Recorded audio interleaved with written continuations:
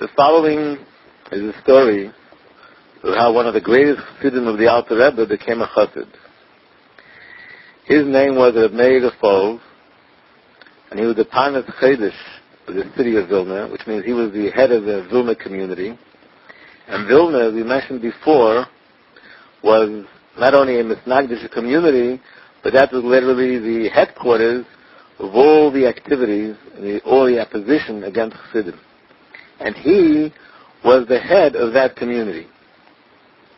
And yet he became a Chossid. And there were two stories that led to him becoming a Chossid of the Alter Rebbe. Both were miracles, mitzvahs, that the Alter Rebbe himself performed. The first story was that there was a Chossid of the Alter Rebbe, that his daughter was unfortunately an aguna. Aguna means a woman whose husband left home, left no word where he is, and she's in this terrible state that she cannot remarry because she never received a divorce, and it's unknown whether her husband is alive or not, and she also has no married life, she has no husband. So she's considered an aguna, as like a woman who is in chains. And he went to the Alter Rebbe to ask the Alter Rebbe for bracha and advice that they should be able to discover and find her husband or find out what really happened to him, that she should be able to continue to lead her life. It was over 3 years already that her husband left home and they haven't heard from him.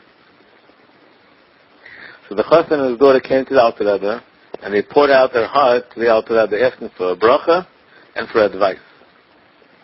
The Alter Rebbe's advice was they should travel to the city of Vilna and speak to the Parnas Chaydish, the leader of the community there, and ask him that he should find her husband.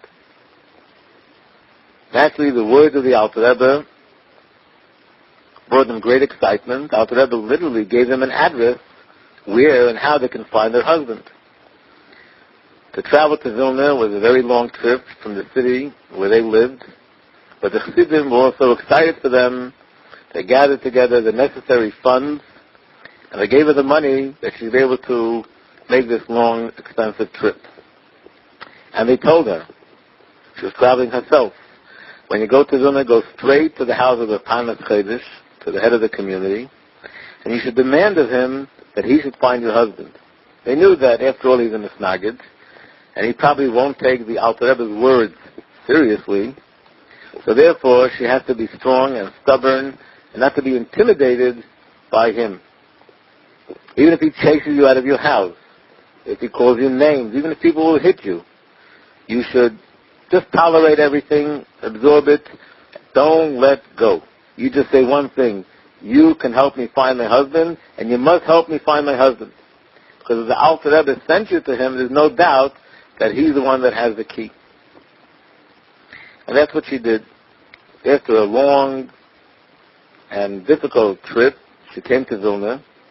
She went to the house of the Parnas Chaydish, the leader of the community. He was a very wealthy man, and he was also the leader of the community. And his name was Meir.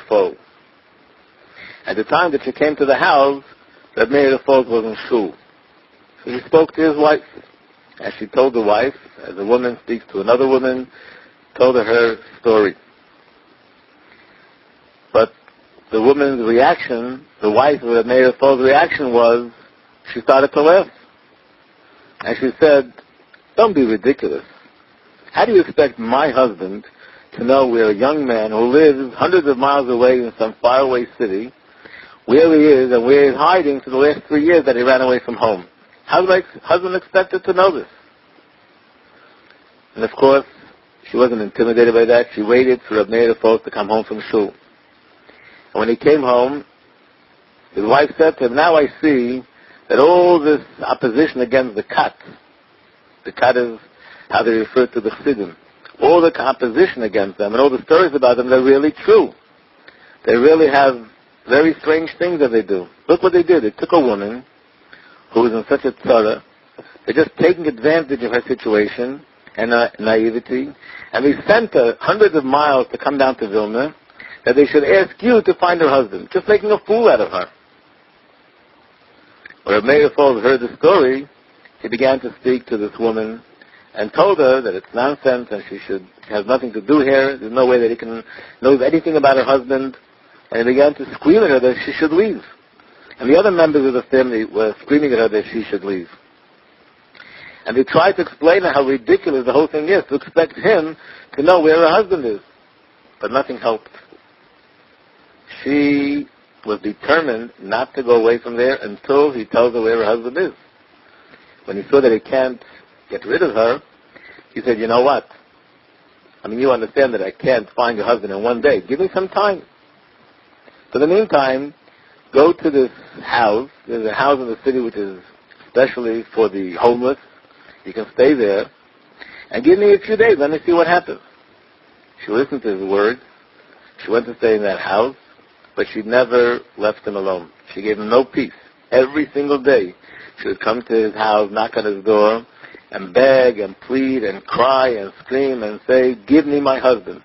You can find me my husband. Naturally, when the word got around, Rebbe told other people in shul about the story. This added fuel to the fire. That people were talking about the story. This became the talk of the town. How ridiculous the Chassidim are. Look what they do to innocent, naive people. That they drive them crazy. They tell them to come hundreds of miles away and ask someone to find their husband. After she was there for a number of days, Meir was called to the police station. This was not unusual. From time to time, he was called to the police station. They would have people there that they picked up in other cities, and they were traveling by their city, and many times there were people that had no papers, no legal papers, no passports, and they would be arrested for that. So they had an arrangement with Meir that if it was a Jewish person and somebody that he knew and somebody that he could testify for them, they would allow him to be freed, and it would be under Meir's responsibility. So from time to time he was called to the police station. And this day they also called him to the police station. When they introduced these people, it was a group of people, they announced their names and the name of the city where they come from. One of the people, his name and the name of the city was identical to the name of this woman's husband. And of course, it hit him like lightning. He quickly ran home, and he said to the woman, give me some signs and describe to me what your husband looks like. Because naturally, for a rav, for a rabbi to establish that this is truly her husband, and that when he gives a divorce it's valid, he has to be sure that this is really the husband. He can't just go by her words and his words. Maybe they would just make some arrangements between themselves, and he would claim to be her husband, give her the get, and he's really not her husband. So what he did was ask her questions in advance to describe to him what her husband really looks like. And she described the man who was sitting at that moment in the police station. So he asked her to come with him to the police station, and sure enough, she identified him right away in the group of people. So Meir, with his influence, had the police free him. Then they went to the Beis Din, and he gave his wife a get, and she was helped. From that day on, Reb Meir's attitude to the cat changed. He didn't become a Chossid, but he said something is not so simple. Here was a situation where I was sure that they're just taking advantage of this woman, and then I see that this was the right place for her to go. And imagine, the Rebbe lives hundreds of miles away in the city of Lozhna, and he knows that this man is going to come by my city and I'm going to find him. That's really open Ruach HaKodesh. On the other hand, maybe he's not a tzaddik. Maybe he's an ordinary person. It was just coincidence. He happened to send her to me, and it happened to happen that her husband happened to come by this city. And of course we see here how the Tahara works to throw doubts into a person's mind. Here's something so powerful happen right in front of his eyes, and yet he was doubtful. Maybe it's only a coincidence. But even though he thought it might be a coincidence, he was also thinking that it might really be something which is very significant. It might really be an indication that Alter Rebbe is truly a tzaddik. And he kept this incident in the back of his mind. Then another incident happened. And that is, a period of time later, there was once a poor man that lived near Vilna. He was one of the Alter Rebbe's Chossidim. He was a big Talmud Chacham, a Torah scholar. And as the Chossidim of those days would travel to the Alter Rebbe by foot, he was on his way to the Alter Rebbe to Lozhna. And as he went to Lozhna, on the way, he stopped off in the city of Vilna. He went to the shul there, pulled out a Gemara, and sat down to learn. This was Thursday. And he made up his mind that for Shabbos he's going to stay in Vilna. The Shamish, who's in charge of the shul, recognized that this guest is not an ordinary guest like others. He doesn't ask for donations. He's not a beggar. He sees that he has his own bread that he pulls out of his little sack. And he's sitting and learning day and night. So when it was Friday, he walked over to him and said to him, "Where do you plan to be for Shabbos?" And the man said, "I plan to stay here in the shul for Shabbos." So he said, "But listen, thank God in our city here we have a lot of wealthy people that love to observe the mitzvah of Achnasas Orchim, taking guests for Shabbos, especially a guest that's a Torah scholar, and I see that you're a Torah scholar. So why won't you allow us to have that mitzvah?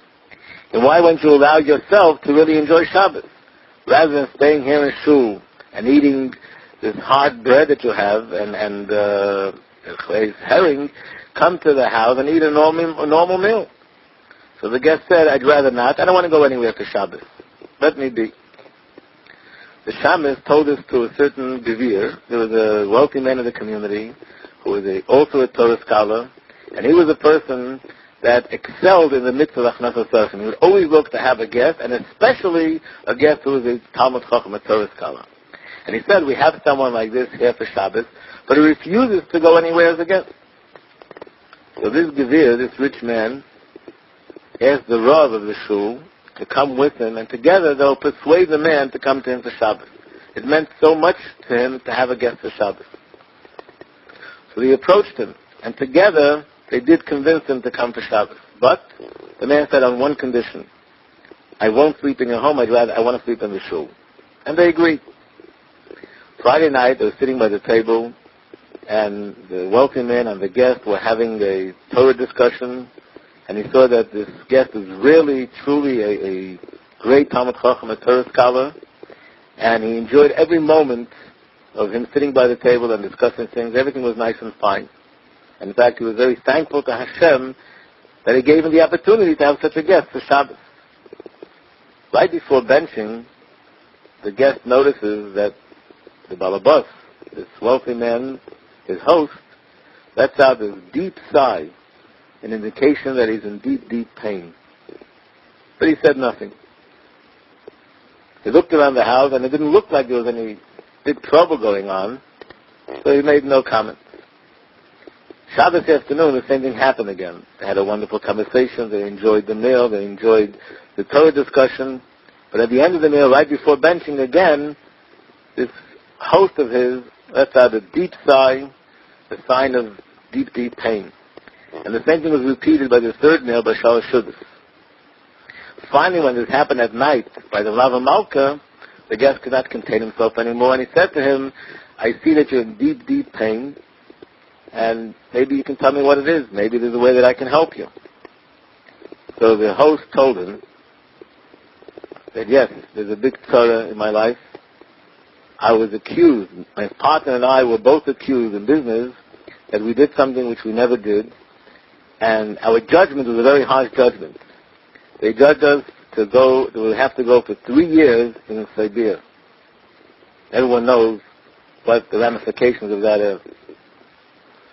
So we appealed this, and we went to a higher court, but they rejected our appeal, and they only reaffirmed and they reapproved the original verdict. Now we're supposed to go to Petersburg, which is the capital. That's where the Tsar was and the Senate was, and that was our last hope. Maybe there we can appeal this verdict. But we have very little hopes, and that's why you heard me sigh like that. When the guest heard this, he said to his host, there's something that I want to tell you, but I want to tell you this in confidence. Maybe we can walk into the next room and we can speak about this privately. He walked into the next room, closed the door, and he said like this, I didn't tell you this all Shabbos, but I'm a Chossid of the Alter Rebbe. And if you listen to my advice, I would advise you to go straight to the Alter Rebbe, and I'm sure he'll give you advice and a bracha, and you'll be helped. I know you were impressed with the Torah knowledge that you saw in me, but believe me, my Torah knowledge is nothing compared to the Torah knowledge of other Chassidim. I'm one of the smallest people in the Chassidic group. And of course, nothing at all, absolutely insignificant, compared to the Alter Rebbe himself, who is a giant in Torah. And I really advise you that if you and your partner go to the Alter Rebbe, I'm sure you'll be helped. So his host said, I hear what you're saying, but I can't do this on my own. Let me speak to my partner and we'll decide together. Called his partner. And the partner heard what the guest said, but he said to him, I'm afraid to do this. Because I suspect that not only our going there will be just in vain and a waste of time, but we'll even have more trouble. People will find out that we went to the Rebbe of the Kat, and then they'll start giving us a hard time that we're associating with the Chassidim. So I think it's a silly plan. They were going back and forth. They finally came to the conclusion that they'll both go to Rebbe Meir Refael. He is a friend of theirs. He is the head of the community, a wise man. They'll ask his advice. They came to Rebbe Meir Refael, and naturally, they made him promise before they even started that there's something they have to tell him, which is absolutely private and has to be in complete confidence. And he must promise them that under no circumstances will he reveal to anyone what they're telling him. Rebbe Meir Refael gave him that promise, and then they told him everything that happened. Rebbe Meir was still under the influence of the story with that woman, the Aguna, and he didn't even hesitate. He said, I agree that you should really go to Lozhna. When the partners heard this, they said, well, if that's the case, if you really think so, we'll make the trip. They got horse and wagon, and they came to the Alter Rebbe. They also took along this guest with him who was traveling to the Alter Rebbe. When they came to the Alter Rebbe, they were permitted to come in. They presented their problem to the Alter Rebbe. The Alter Rebbe said to them, I see that the two of you are Talmidei Chachamim, Torah scholars. Tell me, what does it mean when the Gemara says, Malchus D'Ara Ke'ein Malchus D'Rekia? Which means the kingdom here on earth is similar to the kingdom of heaven, to Hashem's kingdom. In what way is it similar? They were quiet. They had no idea what the answer to this question is, and they surely had no idea how is it relevant to their problem. So then the Alter Rebbe continued and said, I'll tell you the pshat. The Gemara says, Zeh Shmi La'ilam. Loi Kishani Nichtav Ani Nikra. Which means Hashem says, my name is not the same in writing as it is when it's pronounced. In writing, we pronounce Hashem's name properly, Yud Kei Vav Kei. When we pronounce Hashem's name verbally, we say Aleph Daled Nun Yud. Which means Hashem is really not referred to by his real name, so to speak. That's the way it is with Hashem. And the same is with a king here on earth. That even though a king has a personal name, but he's never referred to by that personal name, you're not allowed to call him by his personal name. You have to call him by his title, king. And the Rebbe said goodbye to them, and that was it. When these partners walked out of the Rebbe's room, they were beside themselves with anger and resentment for this guest in luring them in to come to this wasteless trip. They took their horse and wagon and went right back to Vilna. When they came back to the Meir Refael, they told him the story, and they said that from what our experience, not only that the Rebbe of this kat is not some great man, we think that there's something wrong with him. I mean, we come into him, we present a problem, he doesn't even respond to what you're talking about. He talks about a different subject completely. This is a leader, this is a great man, this is a tzaddik. So very upset. When Rebbe Meir Refael heard this, he says, well, he thought to himself, now I have a first-hand report of the Rebbe, of the Chassidim. And I see that obviously there's nothing there. So obviously the story with the woman, the Aguna, was really a coincidence, and that was it. Months went by, and the time of the judgment came in the city of Peterburg. They went to the city of Petersburg. They went from one lawyer to another lawyer to another lawyer. The situation was hopeless. The only hope they got was from one lawyer who suggested the following. He said, in court, I don't think you have any hope. But maybe outside of court. What does that mean? The Minister of Education, or rather the Minister of Justice, he's in charge of justice. Maybe if you just fall before his feet, beg him for mercy, tell him that the whole thing is a false accusation, maybe he'll just have mercy, and that's the only way to go. How do you get to him? Because every day he goes for a walk in this garden. And what you have to accomplish is get the guard that stands by the garden to allow you in. You have to pay him some money, beg and plead with him that he should allow you in when the Minister of Justice comes by. And then just fall before his feet and cry and beg and plead. They did that, and they made up with the guard that when the minister comes by, he's going to make some sort of a sign with his hands to show them this is the minister, and they should approach him. Just that day, the Minister of Justice was not going to go for his regular walk. And instead, the Minister of Education happened to be strolling down the park lane. When the guard saw this, he immediately motioned to these two partners that they shouldn't come out. The two partners, they were all excited. They didn't understand his message. They thought he was motioning to them to run out, that this is the Minister of Justice. They ran out. They fell before his feet, and they began crying and begging and pleading, and the man couldn't even say a word. When they finally finished, he said to them, I heard everything you said, but I'm sorry you have the wrong address. I am not. What you need is a Minister of Justice. I'm just the Minister of Education. When they heard this, they began to run away. But moments later, the minister said to the guard, call these people back. He started to run after them and shout that they should come back. And they were at this point petrified. They realized not only they didn't get what they wanted, they're probably in more hot water. Because here they tried to bribe the minister. And that's probably why he's running after them. They came back to the Minister of Education, standing and trembling. And he says to them, I see in your faces that you are learned scholars, Jewish scholars. It happens to be that the king asked me a question, something about your Talmud. And I don't know the answer to the question. In fact, I'm thinking about it for a while. Maybe you can give me the answer to the question, and if the king likes your answer, it finds favor in his eyes, then I'll tell the king your problem, and maybe the king himself will just cancel your judgment. The question is, in your Talmud, the Jewish Talmud, it says, Malchusa da'ara ke Malchusa d'Rekiya, which means the kingdom here on earth is similar to the kingdom in heaven. So the king asked me, in what way is it similar? I don't know the answer. Maybe you people know the answer. When they heard these words, they felt a chill, and they were literally trembling. These were the very words that they heard from the Maggid of Lozhna.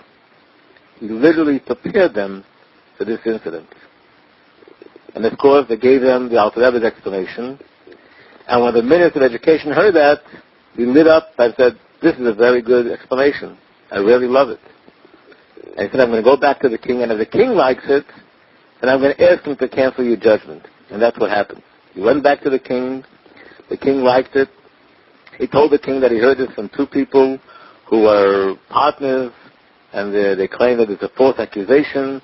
And he said that they looked like such fine people, scholars, they wouldn't really do such things, and maybe the king could cancel their judgment. And that's what happened. Naturally, they came back home to Vilna.